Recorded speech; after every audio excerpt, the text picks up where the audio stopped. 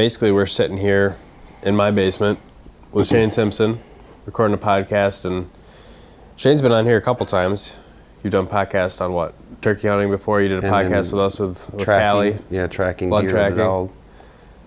How did your turkey season finish up? How many birds did you either film or kill yourself? Or I got 8 myself, and one was the wounded one I had to put down. So that really wasn't a hunt in a typical fashion. I mean, we were out there hunting, and I saw the turkey across the field and it had a leg injury, and I knew if I got up and let it see me that it would probably hunker down in the tall brush, and that's exactly what it did. And basically I just walked over there and flushed it up and shot it. So other than that, I got 7 other ones in the traditional sense of hunting, and I filmed, I think, a total of 18 kills with counting the 8 I killed, so 10 other ones with other people. So it was a pretty good season. I wouldn't say it was my best, but it was right up there, top 3 probably, as far as. And when I rank a season, I usually rank it not the number of birds we kill, but how consistent we were. It seemed like every day or every other day we had a bird either shot at or killed. So I mean, it was like a 50% success as far as. If we didn't kill one today, tomorrow we were most likely going to kill one. So that's how I would rank it. It was very successful in the fact that pretty much if we went out in the woods, we had a good chance of having what would you call it? Maybe not kill one. Opportunity. Yeah, an opportunity. That's the word I'm saying. Yeah. Thanks. Yeah, I got to start figuring out a way to get more all-day hunts in the woods. I think that's my biggest issue. And vast majority of them are. Hey, I got, wake up at 4 a.m., get out there for the roost basically before work, then go back into work and then try and roost them again. I don't know if you really need to concentrate on it all day. And I tell a lot of people that, and it's like, if you want it really, a lot of people, they're, how can I do something to be better at it or whatever. The more time you spend out there, obviously you're going to have more opportunities or chances at turkeys. But if it's on a day you can't hunt all day, then at least attempt to get out there to roost them. Because every time I roost a bird, I'd say it's more than half the next morning we kill this bird. I mean, it puts you in the driver's seat because you know exactly where he's at, and you can get, in a position to set up on him where he's likely going to go or where he wants to go. Whereas if you just go in there in the morning and you start owl hooting or trying to locate one, you want to get one to gobble, it's usually starting to get light then. Now you don't have the cover of darkness to move around. So if you can at least roost them, that really puts you in the driver's seat for the next morning. Well, a lot of my birds, that's how I've killed them, is I've gotten in there well before light, before anything's making any noise, and just set up and maybe 1 out of 3 times they'll do what you think they're going to do, and the other 2 out of 3 times they fly over the next ridge and it's private land or whatever else. That's why I don't like going to that spot you and I hunted right next to the river, because it's a one and done deal there. And if you can't convince them to come, because they normally roost across the river, if you can't convince them to fly over to where you're at, then, and it's only a small chunk there that you really can't run a gun on. Well, and all that other stuff too that I was trying to get on, that new stuff I was learning this year is all the same type of deal. You hike in there, and if it didn't happen, if you went the one way or the other, it was like, that was your opportunity. You might as well walk back another hour to get back to the truck. And I used to hunt a lot of those small tracks like that where you basically go in there and you try to get one to gobble, or you hunt it and it's a one and done deal and you just hop around. And this past year and maybe the year before that, I started on it. I've been concentrating on bigger tracks like Whitewater down in southeast Minnesota. I hunted it quite a bit this year, and it's 20-something thousand acres or something like that. I think it's bigger than that even. Yeah, I mean, and so you don't have to hop in the truck and run over here. I mean, you can there, but some of the areas I would hunt, I would plot it out on the map. I'm like, okay, this is where I'm gonna start, and I'm gonna work this whole area here, and I've got all day I can cover that. And most of the times I didn't make it a quarter of the way, and we were killing birds. And we killed, I think, 3 birds, or 2 birds there, and had an opportunity at one other in that same area, and not in the same spots, but the same lines, same routes. Within 3 or 4 ridges, we killed those birds.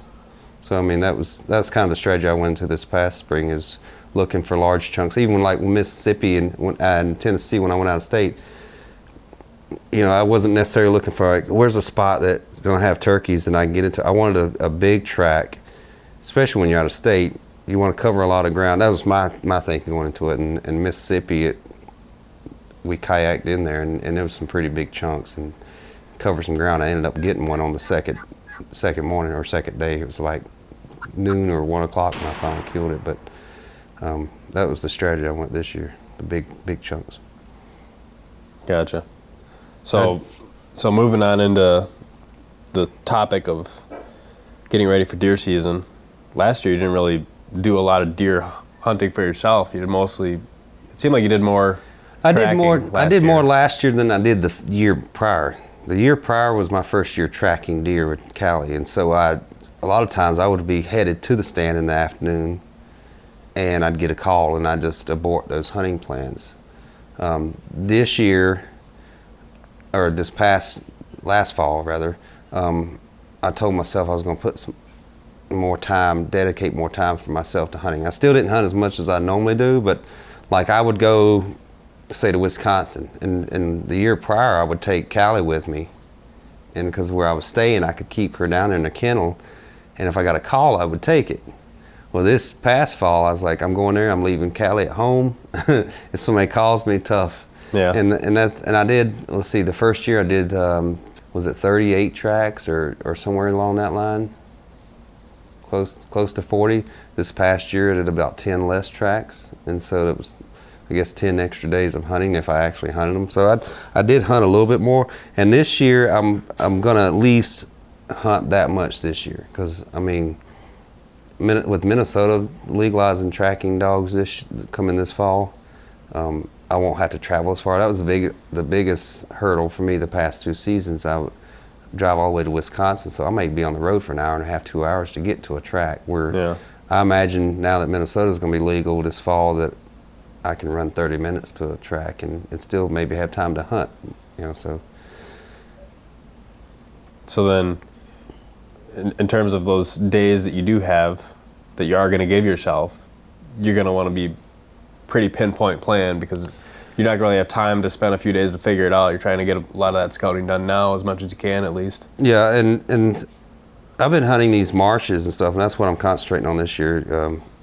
I've been hunting them. I fell in love with them when I moved up here 11 years ago, and I started hunting them. But I didn't target, like most people, if they're listening, probably, and they deer hunt, they know who Dan Infalt is, and it's swamp bedding and buck bedding type of deal.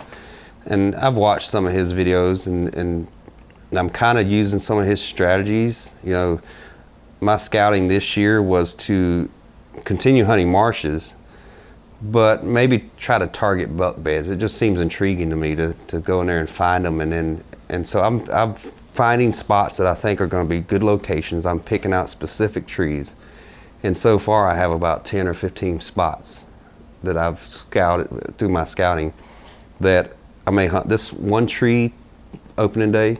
The next opportunity I get to hunt, I'll hunt this spot, and they may be 30 or 40 miles apart, but that's kind of how I'm going about it. Whereas in the past, when I hunted some of these public spots, I'd find a good travel corridor where I could shoot a doe or whatever. I didn't care what was coming through. I wanted to shoot a deer, and I would sit 3 days straight in that one tree, and then I'd move to another location and hunt it 3 days. And my thinking back then was, if I give a trail 3 days, odds are I'm gonna be over that trail on a day that a deer comes by, and that was kind of my strategy. So this year, like you said, I'm pinpointing locations. I may go in there and hunt it once, and then the next time I go to another area, and I'm not only focusing on buck bedding, but I'm also kind of focusing on areas that I'm gonna have a high likelihood of seeing a deer. Period. Yeah. Or at least see them out there in the marsh, and I can kind of adjust. Because they're not always the same setups. No. I mean, one's a small island with what looks like a buck bed on the end of it. Another one is just kind of a little bit higher ground. It's not even really an island. It's still mucky up in there, but way back behind it, some hardwoods, and there's a bed on the edge of one of those. So it kind of would be an island of sorts, and some of them are just good areas where there's a lot of trail traffic back and forth and intersections. So I mean, but each one, I've specifically picked out a specific tree to hang my stand in. So when I go in there, based on the wind and everything, the conditions, I'll sneak in there quietly. And that's something I've really been lazy about in the past.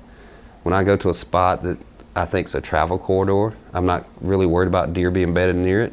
Yeah. So I just go in there and walk to it, hang my stand, didn't worry about too much about noise, and then right at dark, here comes a deer down the trail, you know. This year, I've not only I want to be quieter just because I don't want to risk bumping deer that are going to be close. I mean, but I think that's a good practice anyway. But the other thing is, I will potentially be within one spot that's going to be like 40 yards from where the deer's bedded, and I think it's the best tree for the situation. And so I've got to be, you know, I was telling you earlier, it may take me an hour to close that last 40 yards to the tree, and it may take me another half hour or more to get into the tree just to be super slow and quiet, because once I get up 8 or 10 feet, I may be able to see into his bed. When I was there scouting, it didn't look like you could, but I wasn't up in a tree. Just from ground level, I was like, there's no way he's going to see me even at 40 yards, but that's kind of what I'm going into this year. I think one advantage you have over a lot of guys that are starting to pick up this style of hunting is, even if you haven't like had that focus in the past, like having had turkey hunted with you, like, you know, when you're getting on a bird, you know when to kind of turn the switch and get, you know, very precise in everything you're doing, and pick up on little things and seeing how, like, all these leaves are, you know, the scratching is fresh. They just went through here. All these little kind of things that a lot of really good hunters, deer hunters anyway, they pick up on those little things. They're not just looking at the map and saying, hey, this is a spot that looks similar to what I saw on the DVD.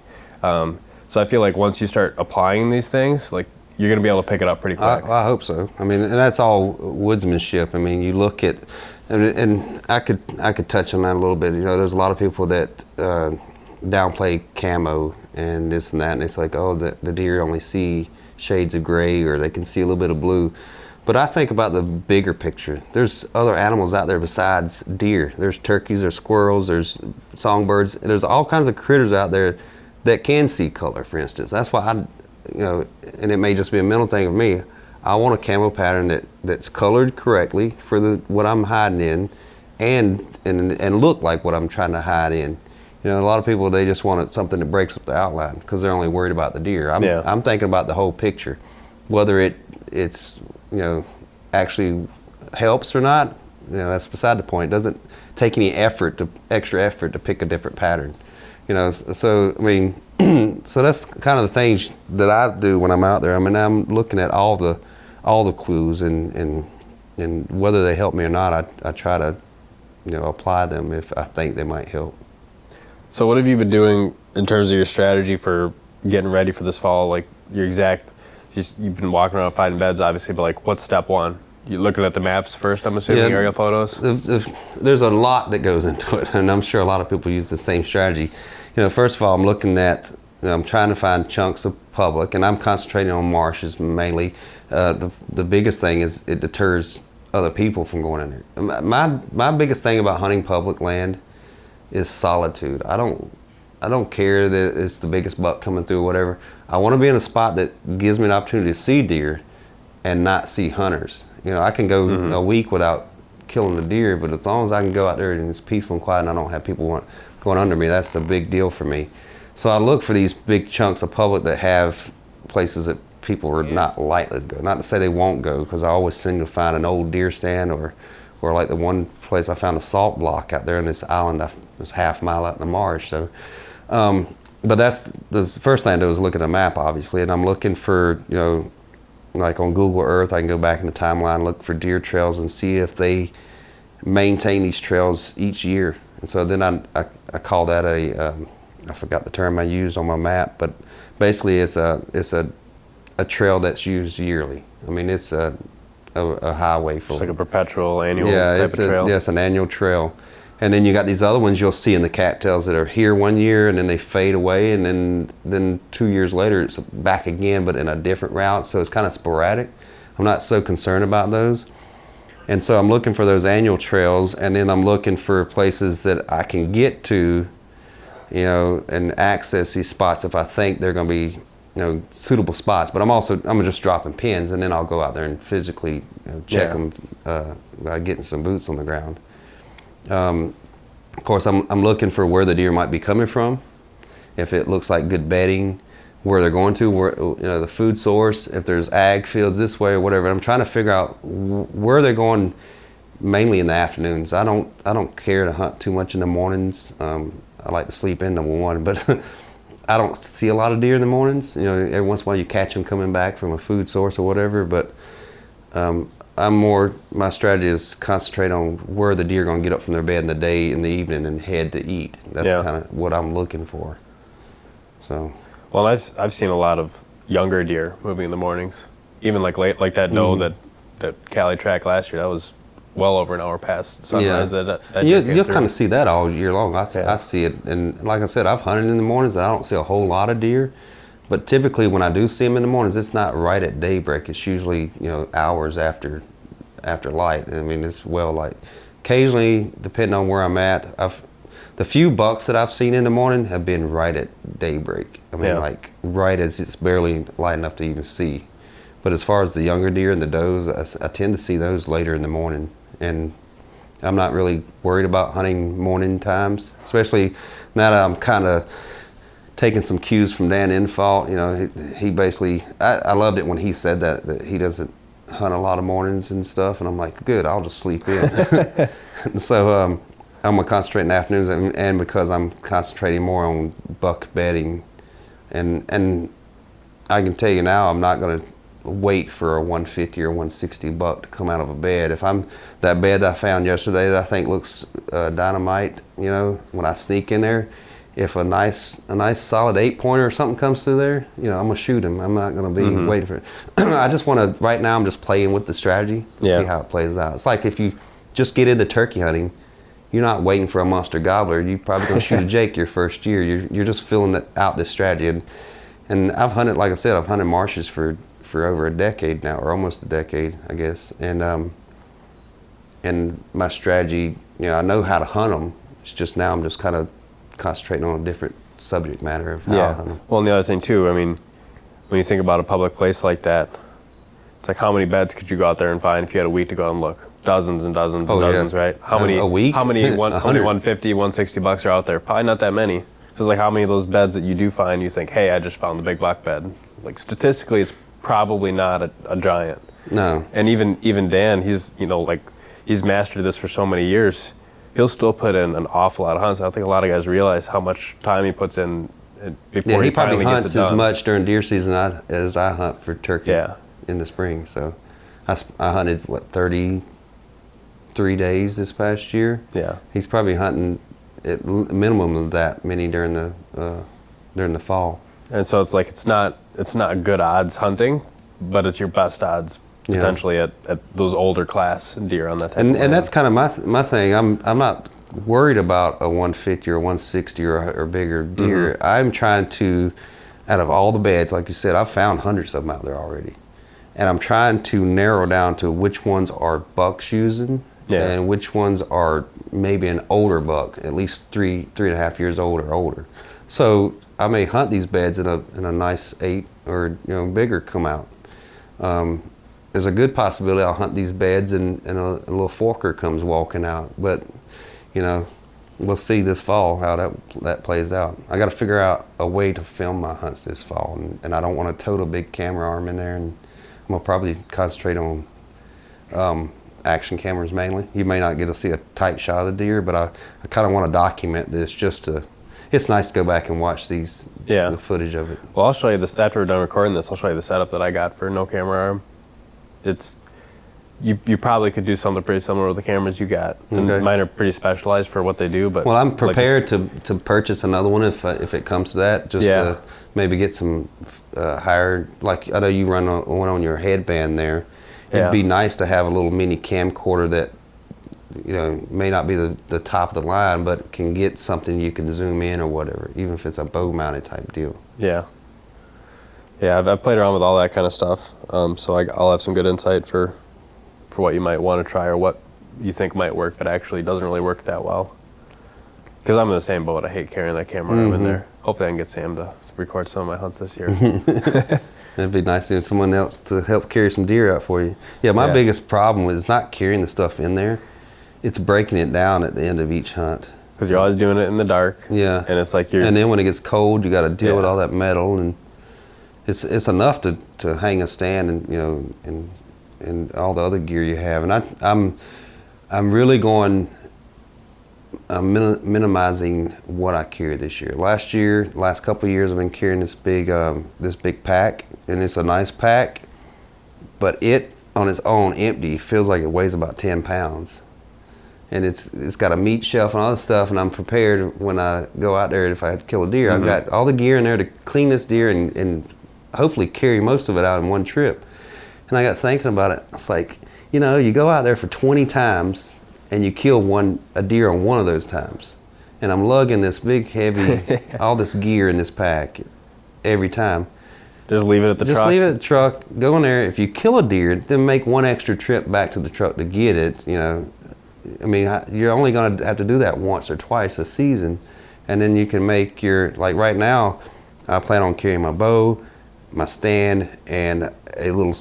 I don't know if I'm gonna have a fanny pack or what right now, but it's gonna be something for a drink and a flashlight. You know, that's basically it. And it's like kill mode for turkey walk out with a shotgun. Yeah, I dump the turkey vest and everything. I'm basically gonna carry my bow and my stand is basically what I'm carrying out there, and it'll make it so much more enjoyable, I think, than what it's been like. Not that I don't enjoy it, just, you know, anytime you work so hard all summer, make the deer hunting a little easier, I guess. Yeah, well, late season too, sometimes I'd like to hunt on the ground more often because you don't have to worry about climbing down when your hands are numb and stuff. And I did that last year. You get a little chilled. Up, shooting light's done. Get up, start walking. Warm back up. I did that last year, and I ditched the stand. And I had some private land in Wisconsin that I had access to hunt too, and even there he had some preset ladder stands, and so I was leaving my hang-on set up in the truck. I'd walk down there and find me a spot next to an old fallen oak tree, set up beside it. And I used to hunt a lot on the ground when I was younger. I don't know why I got away from doing it so much. I mean, I occasionally do it anyway, but it just seems like I got to the point where I always wanted to be up where I can see. And if you just put yourself in a good spot to see deer and just stay alert, you can hunt on the ground, and it's so much easier. Like you said, as soon as it's, you know, you're a little chilly and it's the end of the light, just get up and start walking. You warm up in a hurry. You don't have to sit there and piddle with screwing steps or well, and you made a good point. It depends so much on what you can see. I mean, you're hunting a lot of grass and stuff. You get up 10, 15 feet and you can see so much better. Yeah. You can see them coming, you know, well before you would be able to on the ground. Yeah. But then there's other times you get those wide open islands where you're tucked in on the edge, kind of right on the cattails. Yeah, you don't need to be in the tree. Sometimes a tree can hinder you with the limbs and stuff and shot opportunities, where if you're on ground level, as long as you set up where they can't see or don't bust you, you can shoot for 30 or 40 yards in any direction because there's no limbs down on What it seems to always happen is you get those spots where there's just a little bit of elevation, and even sometimes like when you're turkey hunting on the edge of a field, you go sit down against a tree, you can't see anything. Yeah. The hill has there's a little lip to the edge of the field. Some of those islands are the same type of way. You get on the edge where you're kind of got some cover, and you sit down and you can't see even those islands, the island. Most of them are mounds. Yeah. They're not just up and flat. And one of those small islands I found, and I've kind of ruled that out, that I'm gonna hunt it now. It's got deer sign on it, and you can see where they laid down in the grass and bedding. But I just don't think those are going to be very productive. But I did, when I went and scouted it, I sat down in the edge in the bushes, and I'm like, this is a perfect spot. I can see either way. And when a deer comes down, I was thinking recurve, because I'm gonna try to use my recurve this year. I'm like, as soon as it comes by me, I can, and hopefully that's the way it works out. But, you know, that's an exception. Most of the times, like you said, those islands are a big mound, and you can't shoot very far in those. Mm-hmm. So what are you looking for other than beds right now to kind of say, like we touched on food a little bit, where you said like you're looking at maps to see like what's close. Yeah. But how's that playing into you right now when you find a bed and you're thinking, I think he's feeding at maybe on these forbs and grasses now. He might hit this field. He might hit these oak trees. Like, how much is that? A lot of it's a big guess. And one of the strategies I do when I'm out there scouting is I ride around. Now, you can see on the maps where ag fields are on private. A lot of times I'll ride around. If I can see them from the road, I actually drop a pin and mark what's grown in there this year. beans or corn or whatever. And this has got, and then some fields are split up into like rye or whatever grass, tall grass is growing in between. Like one spot has corn and then all this grass, and so I'm marking all that on there. And then over here there's oaks, and there's so much food out there. A deer's like a goat. I mean, they can basically eat anything. I've seen them eat cattails. I've seen them eat stinging nettles. I've seen them eat all that stuff, the tops of the nettles, even in the summer when they don't need to be eating something like that. But I guess they know what part they can eat. But anyway, I'm a little off subject.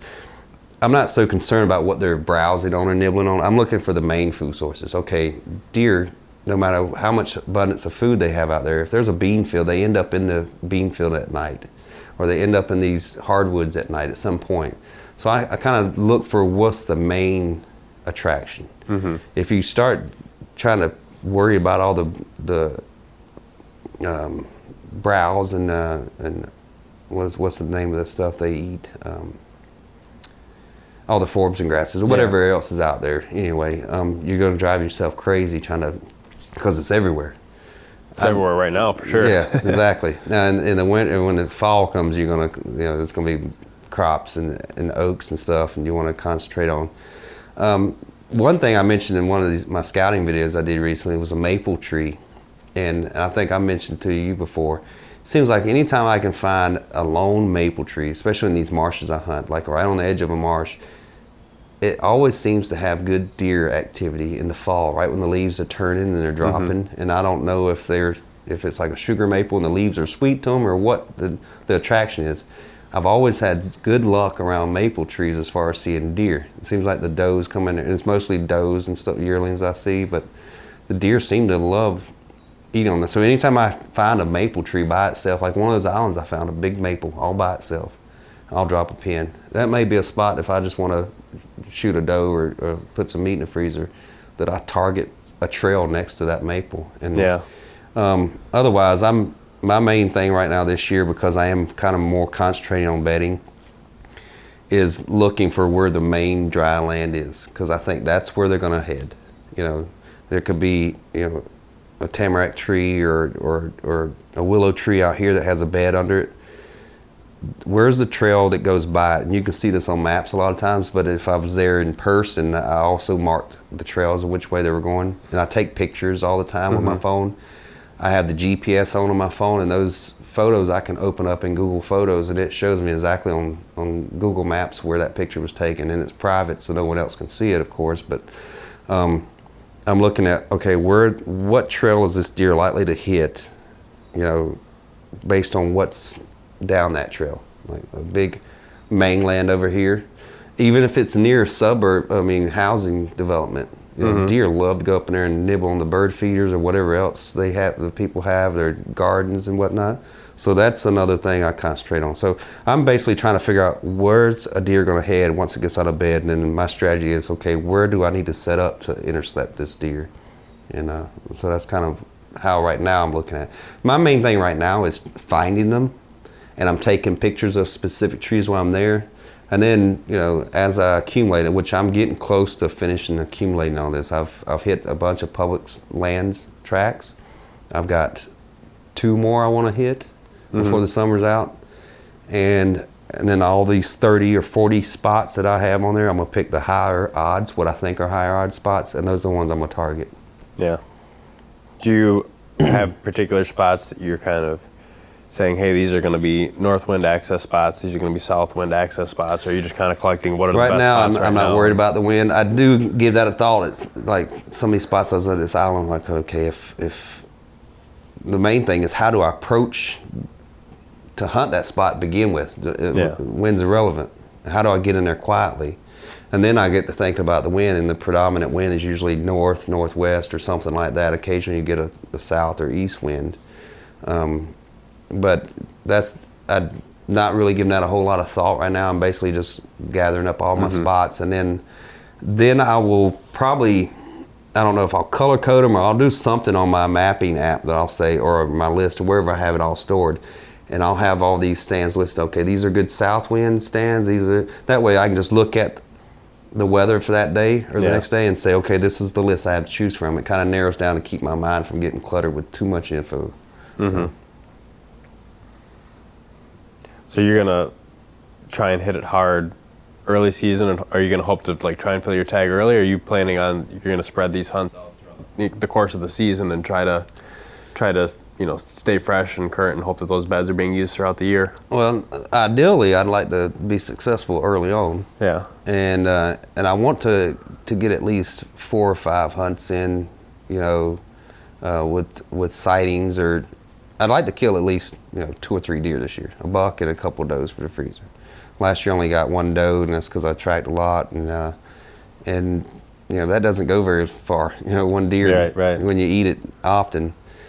But I'd like to at least kill 2 or 3 deer, minimum of 2 deer this year for the freezer. I think if I have a successful September, that I'm not going to be so hard up to hunt the rest of the season. I'll probably dedicate more time tracking.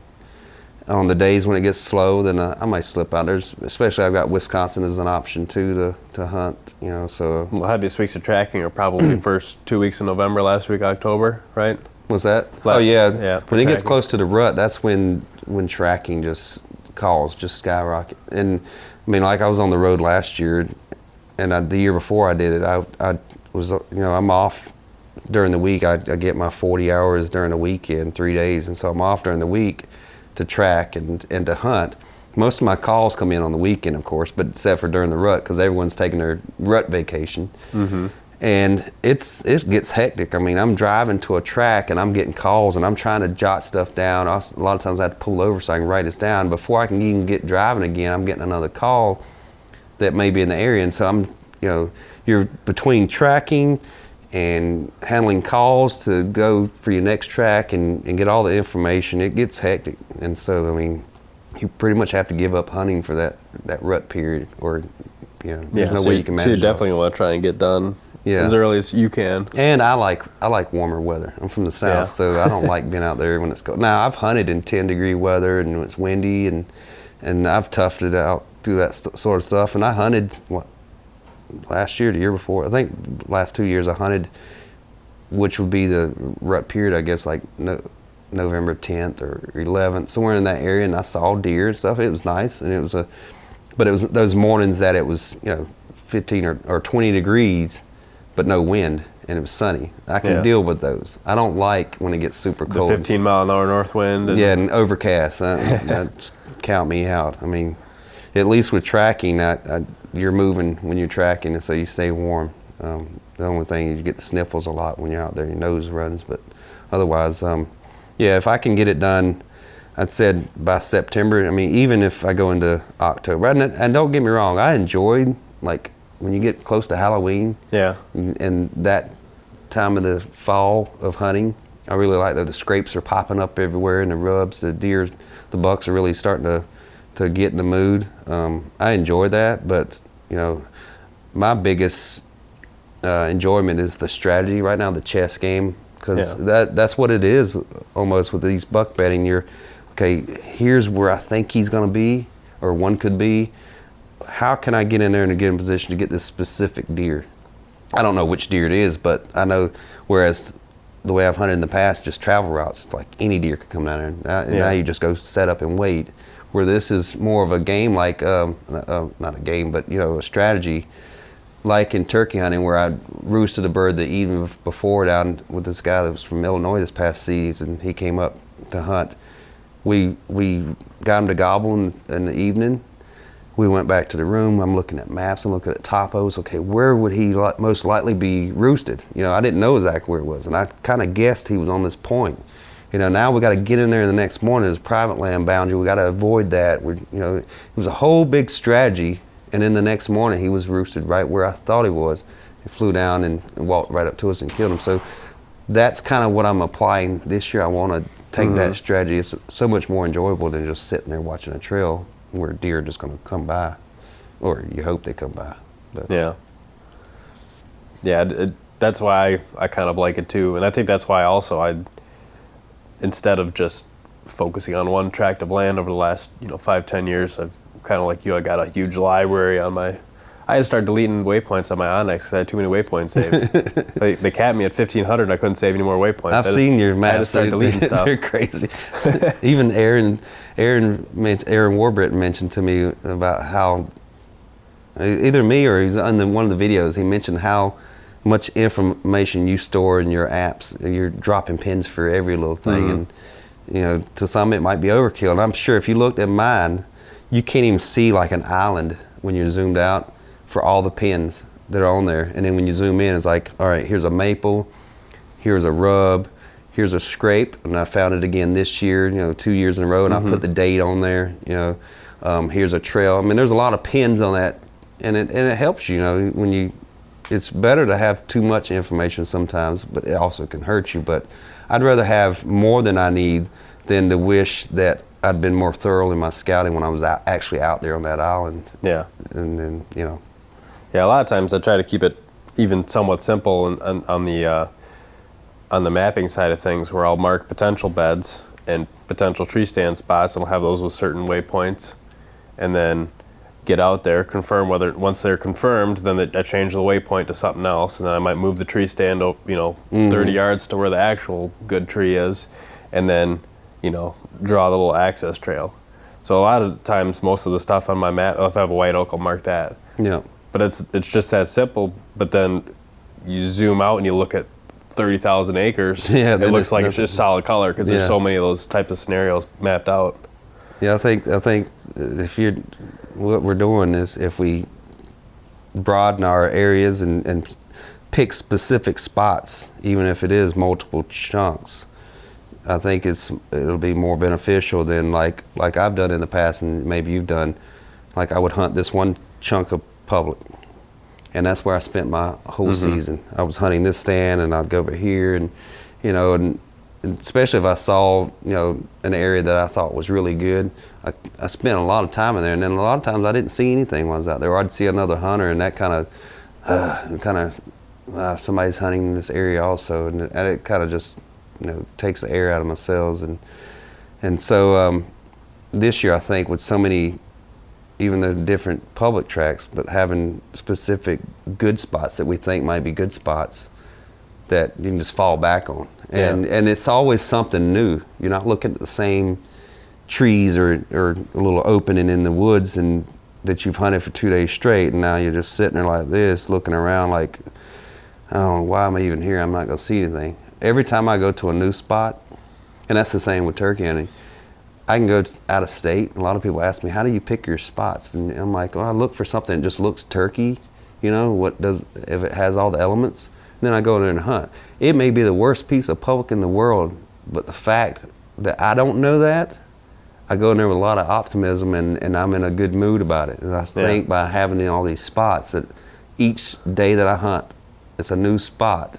It's a new day of hunting. I'm gonna have that optimism. I'm gonna be there, you know, on alert, waiting for a deer to pop out at any moment.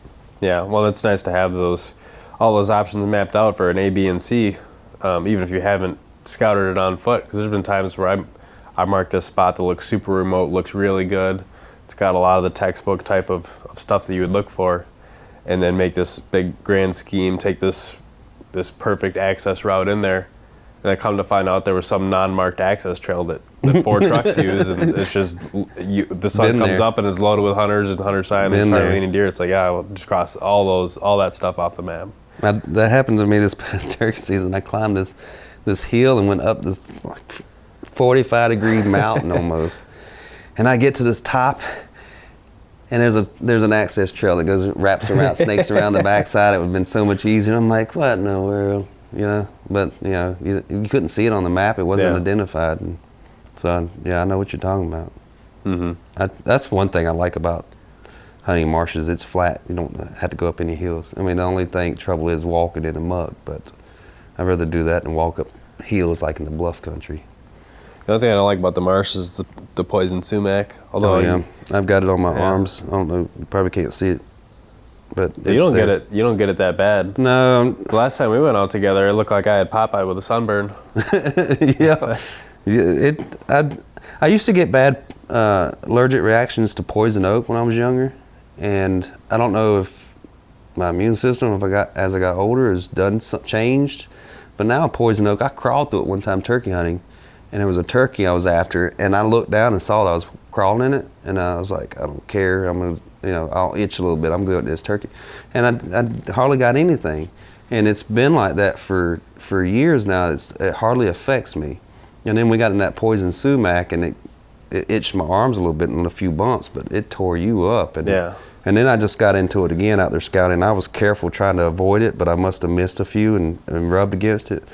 It's broke out a little bit, but it's not severe. It's just around my wrist and stuff, and just itches a little bit. But yeah, I've got pretty much a mental note of anything and everything that could possibly cause my skin to break out, because I'm pretty set, like, all the poison whatevers, wild parsnip. Yeah, that's a big one. That's the one thing I don't know how to identify wild parsnips, and I don't think I've encountered it, and I hope I don't, because apparently it's pretty bad. I got it a couple times, and it's pretty bad. Yeah, you gotta get the liquid get it on your skin and then expose it to the sun, and then it's chemical reaction. It's like pouring hot grease on your arm. Yeah, I mean, it never hurt. Whenever I had it, there was no pain associated. It didn't really itch that bad, but yeah, you got just monster blisters. That's what I'm saying. It makes it look like somebody had poured hot grease on it. Maybe not feel like that, but so it looks like burns. It's like a chemical burn, and you get a little bit of scarring from it too. Yeah, so lasts for a couple weeks. Hopefully, I don't ever have to deal with that. Yeah. Well, anything else that is scouting related that you're either looking forward to doing or think is noteworthy? Yeah, the one thing that I'm surprised I haven't found, I've been looking for a lot of old rubs. I've found some. Yeah. But I'm not. You'd think as many rubs as produced every fall, they would be scarred up on the trees, and I'm not finding a whole lot of that, and that's got me kind of worried in some of these areas where I find a bed that, even some of these beds I know are buck beds. There's a rub next to it, or an old rub, but I'm not seeing them. If you're going down the trail to the woods, I'm not seeing any, one or two here and there. I think that's super area specific and could be indicative of what's there in terms of age structure, because there's some areas I go to where I know that, like you said, I'm finding buck beds, but there's just not a lot of rubs. And there's certain areas where it's rubbed up more than others, where it's just like the specific cover type or certain size and type of trees that will always have rubs on them. But then there's other areas where the place is just torn up. Yeah. And if that's just every single tree, if it's just a competition thing, like when we went to southeast Minnesota, some of the spots were in there like that, where it was torn up everywhere. There's a much higher deer density down that way, obviously, than up here. Where did I see the deer density for one of the areas I hunt a few years back, and it wasn't great.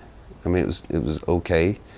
That's one of the things that concerns me, though. Some of these places I hunt, you see a lot of deer sign. It's not tremendous, but obviously there's deer out there because there's beds and there's tracks. But a lot of these areas I hunt have not only a lot of hunting pressure from the public, because it is around the metro for the most part, within an hour in any direction. So and plus there's a lot of people outside the metro. So there's potential of a lot of hunting pressure there. But then some of these have private land, because they're marshes. They have tower stands right on the border. Yeah. And they can shoot in here, and you think, okay, how many deer actually survive in this thing that make it to the next year? Because one of the ones I'm going out to scout next week, that I haven't hunted in a couple of years, but I used to hunt there. And I killed a few deer in there. But I went out there in, I guess, was it November or later? It was like 10 degrees that morning. And I hunted for a while, and then I was walking out in the marsh, just kind of walking around, and I found 6 gut piles from gun season. And the gun season wouldn't last a week or two. And I'm like, if I stumbled on 6 gut piles just by happen chance, how many deer got killed on this property? I mean, it must have been a pile of them.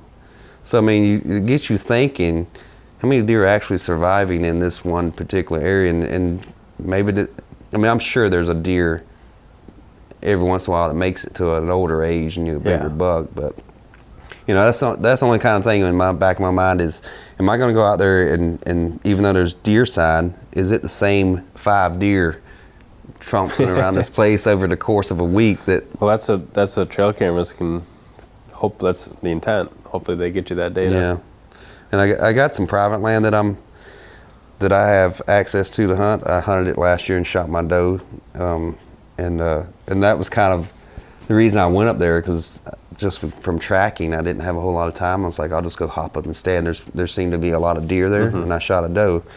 And I've just went and put cameras at it today. I put 4 cameras out, I think. There is a little bit of a creek with some cattail type terrain that I'm really looking forward to possibly hunting. There's a good trail crossing on the creek, and I just love that. I don't know what it is about a cattail marsh. I guess because a deer can just pop up anywhere. Because, I mean, they could be laying anywhere out there. And you can almost always hear them before you see them. Yeah, exactly.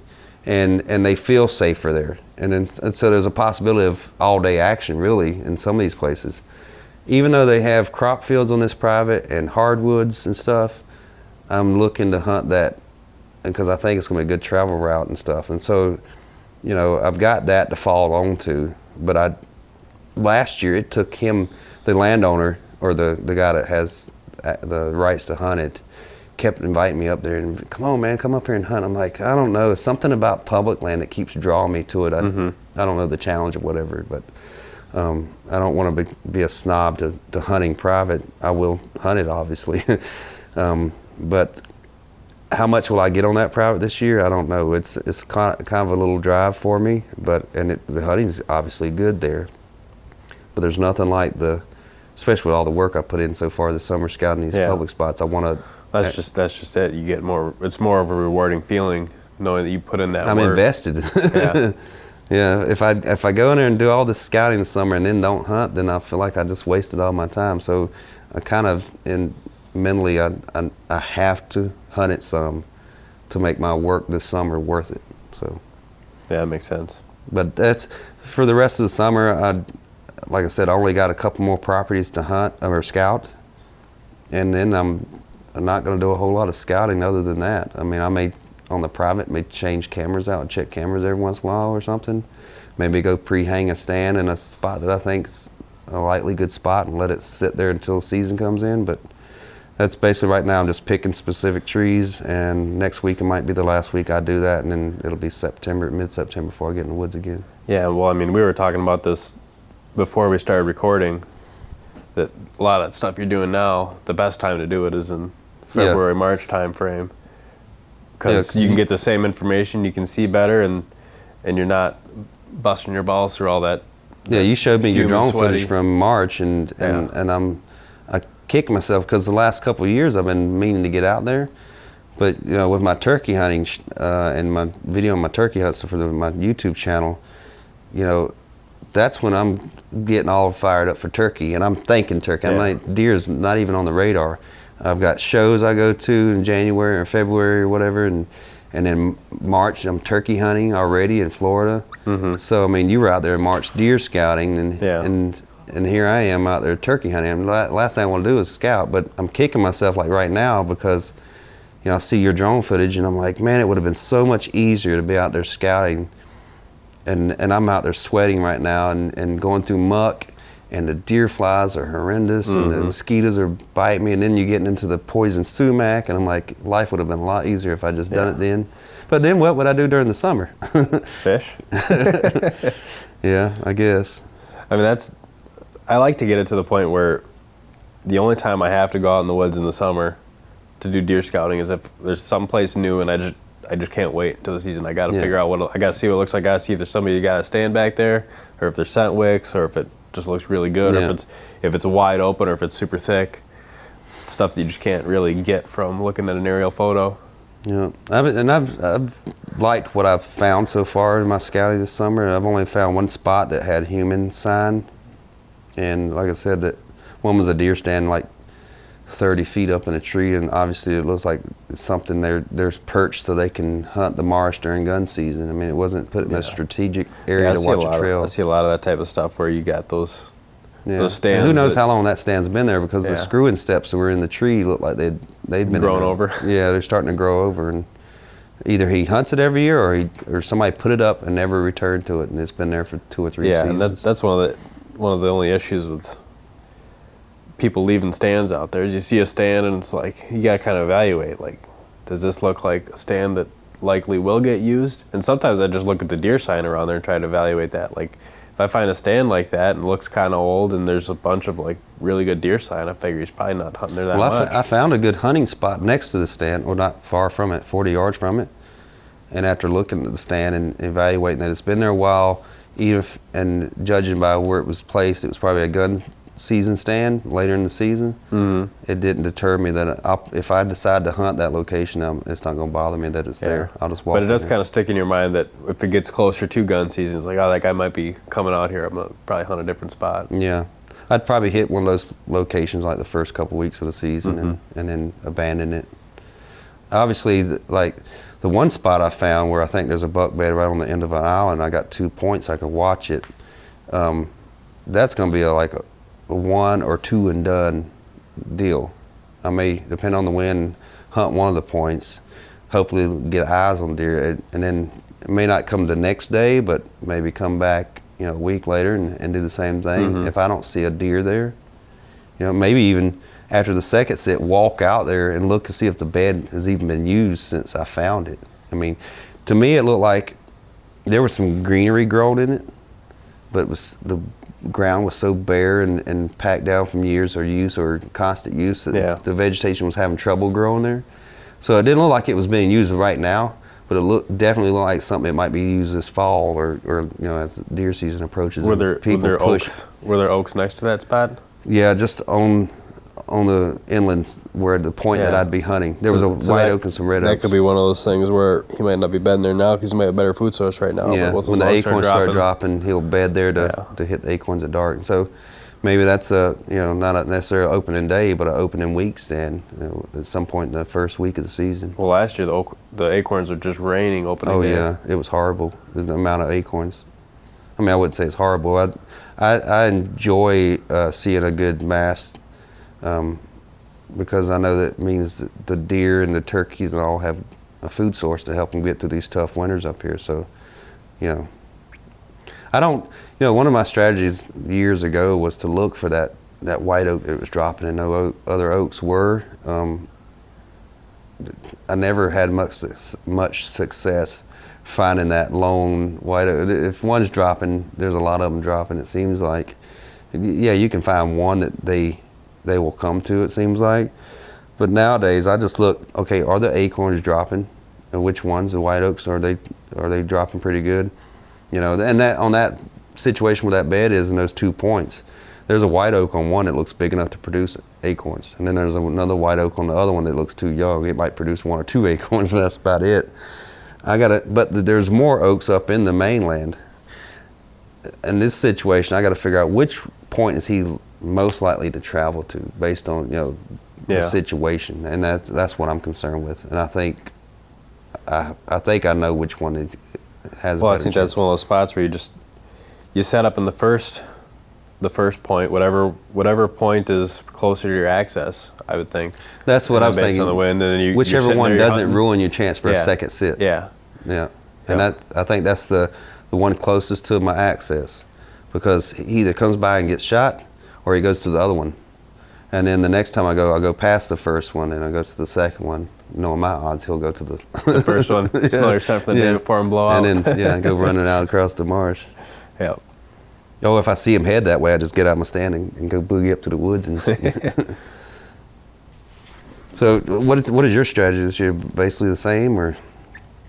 Yeah. So when I get back, I mean, for the months of basically that last week of September through October, basically just be bed hunting, where based on all the scouting we've been doing, just island hopping for the most part. And is that how you're going to attack it all season? No, up into the rut? Not necessarily. So basically, up through that end of October period, that's what I'll mainly be doing. And if it's like the stuff we would scout, it'll be island hopping and just kind of going in deeper each time, depending on whether it's a north wind that day or a southerly wind.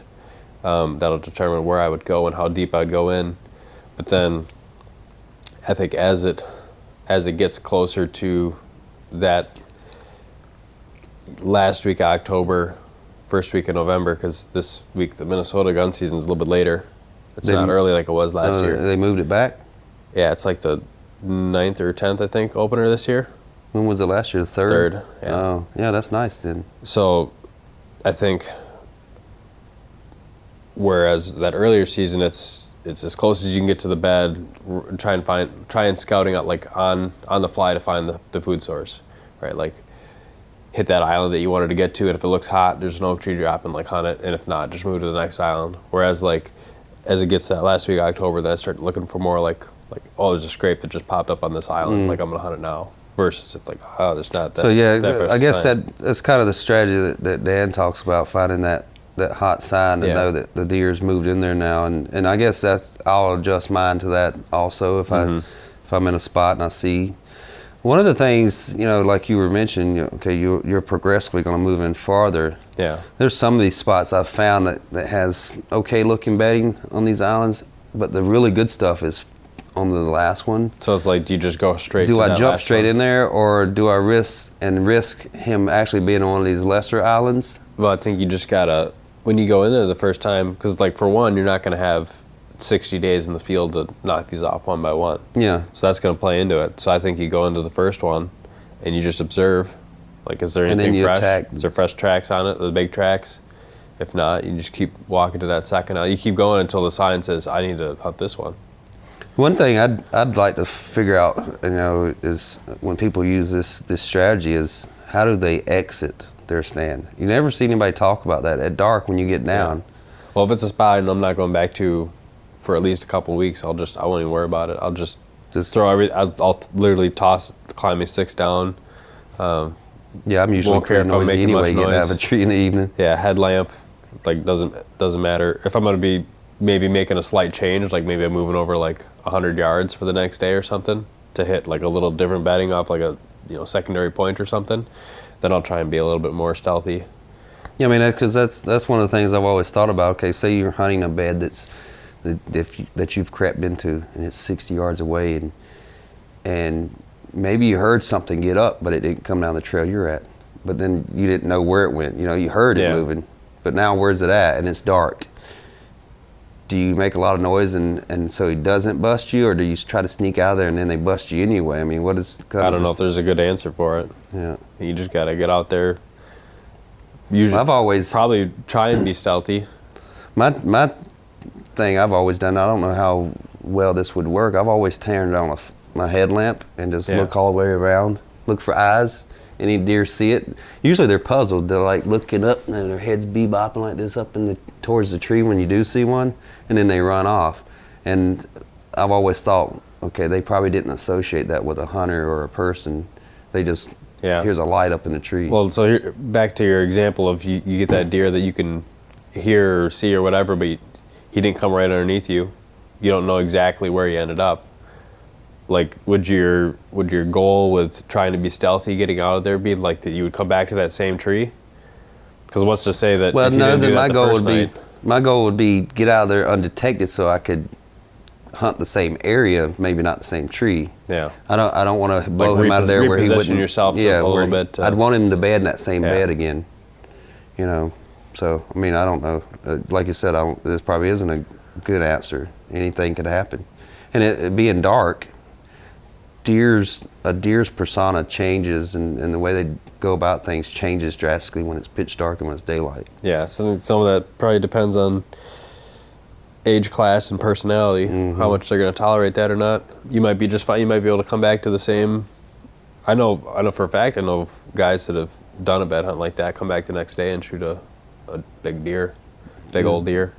Yeah, even if it's not the same deer, another one might take that bed. But right, I think a lot of times I like to think that, if it has to be a totally virgin set, and if you're sent in there once, like you might as well not come back to that same tree. But if you didn't come through the first night, there's never any absolutes in deer hunting. So ideally, Like in the video where Dan climbs up in his trees and he see antlers. That's what I'd like for every buck bed to be, where I can slip them a tree 40 or 50 yards away, and then by the time I get up there, I can see antlers, tines sticking up. Then I know there's one there.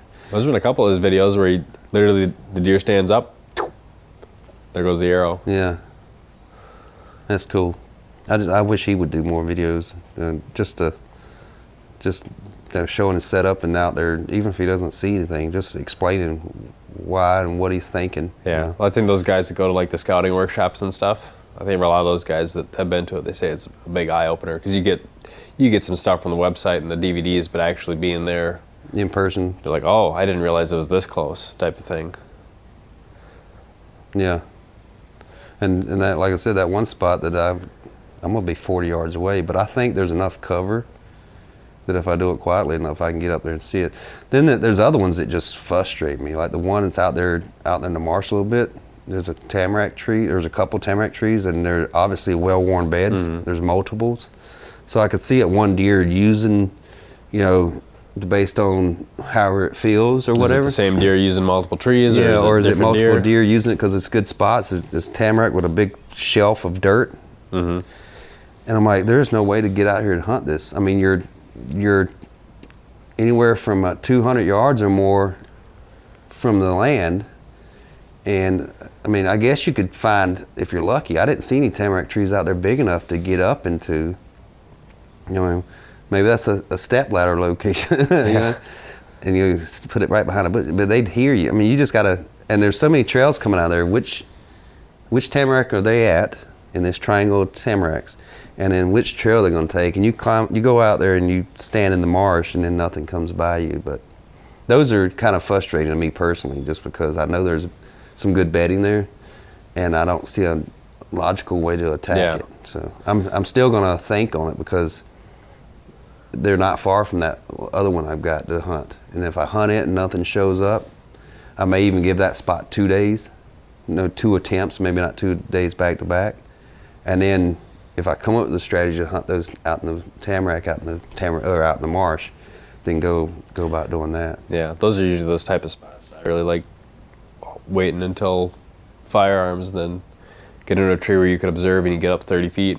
And see it from a nice distance. And high, so you can actually have a good panorama of some of those trails. Yeah. Especially because there's not always cattails. It might be like that shorter grass type stuff. Yeah, I did see one little clearing that was similar to that, and I could see a gun being useful in that situation. The problem is I don't gun hunt. I'm not opposed to it. I've thought about getting me a slug barrel for my turkey gun, but I usually don't even worry about gun. By the time gun season comes in, it's in November, and I'm winding down anyway from hunting. I'm about had enough. I'm thinking about.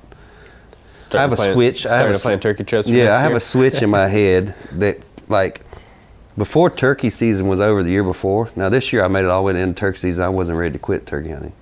The year before, I think it was because I jumped a really nice buck while I was turkey hunting the last week, and I went out there, I couldn't wait for the last week of turkey season to end so I could put trail cameras out. Yeah. And I scouted a lot last summer, and I hunted a decent amount based on what I had to do with Callie, but by the time the season rolled in, I had scouted way too much, I think, and I wasn't feeling it like I normally would. It wasn't as exciting as when the switch turned in my head in the summer. This year, I mean, I've scouted quite a bit this year, but I'm also pacing myself. I'm finding some exciting things. Where last year I just basically found deer with trail cameras and some trails. This year I'm finding the actual bed, so that makes it really exciting to know. I'm finding doe bedding too, which I'm gonna target. There's one spot I found, looks like deer bedding there constantly on this little mucky island with thick debris around it, or thick cover. And I'm like, yeah, I could see setting up right here, and if I wanted to shoot a doe, one would probably come off. So all those are making it exciting for when the season gets here to see if those strategies actually play out. So I don't know how I got on that tangent, but here we are. Yeah. Well, we'll have to do a follow-up podcast probably once you put something on the ground. Yeah, and I'm, like I said, I'm gonna try to document it. Like I've been, if anyone goes to my YouTube channel, they'll see the the 2 scouting videos, and it may be a little boring. It just shows me walking out in the marsh and showing some of the stuff I'm finding. I wish I'd videoed yesterday's scouting where I found those beds. I had my cameras with me in my backpack, but I right, your cell phone though, right? I just used my cell phone and took some pictures. So when we can, I can show them on this video here, on the video portion of it, some of the bedding. But yeah, I've been documenting, my scouting with cameras, and I anticipate, or I plan to do the same, and probably the same style with the action cameras. Show me go in there, where I'm going, maybe some mapping. You may not get mapping of where I'm actually hunting, but it'll be something similar, so kind of give you a feel for where I'm going, and then show how it plays out. So I mean, I think I've always enjoyed filming my hunts and stuff. Deer hunting I haven't taken as quite as serious as turkey, but I go back and look at some of, I have turkey hunts and deer hunts all the way back from the early 2000s, and I go back sometimes and look at them and I'm like, man, I remember this hunt here. I wish I'd videoed it also. I hate myself sometimes, but I don't hate myself, but I kick myself sometimes for not being more dedicated during deer season with the camera. I can go back. It's nice to go back and relive some hunts. Mm-hmm. All right. So, where can, obviously, if people are watching the video portion, they'll know where to find your stuff. But if people are listening to this on the podcast, where once again can we look to find all of your various content? Yeah, so any of my videos, my turkey hunting, which is Calling All Turkeys, that's the name of that show, and then the Cattail Chronicles, the dog tracking, and then my deer hunting, I'm just calling it Public Land Whitetails. It's really just the name of each playlist. That's on my YouTube channel, and you can go to YouTube and just search up Shane Simpson, and if you have, I think there's a musician called Shane Simpson, but mine usually pops up at the top. It's me in a kayak with a doe behind me. Otherwise, just type in Shane Simpson Hunting and it'll pop up my channel. Of course, on Facebook, I have a Facebook page for me, Calling All Turkeys, and the Cattail Chronicles, so all 3 of those. And I'm on Instagram also with Calling All Turkeys. But basically, if you find any of them, it's me posting to all 3. Yep.